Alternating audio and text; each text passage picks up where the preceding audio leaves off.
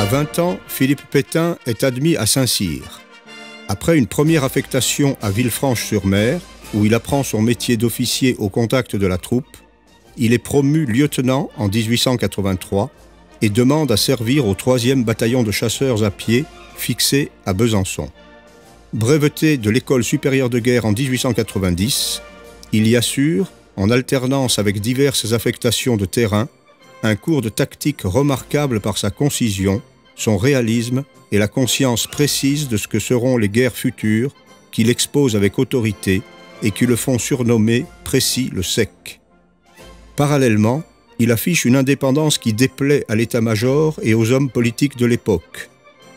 Outre ses considérations d'ordre militaire en opposition avec les théories officielles, il refuse de se soumettre à des ordres injustes. Ainsi, à l'injonction qui lui est faite à l'école de guerre de dénoncer les officiers qui vont à la messe, lui qui n'y va pas répond « Étant au premier rang, je ne puis vous les désigner ».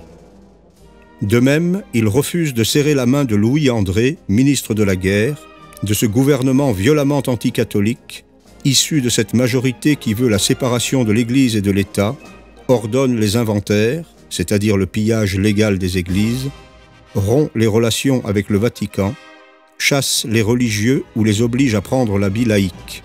Ces religieux expulsés retrouveront la France et leur liberté avec l'État français en 1940.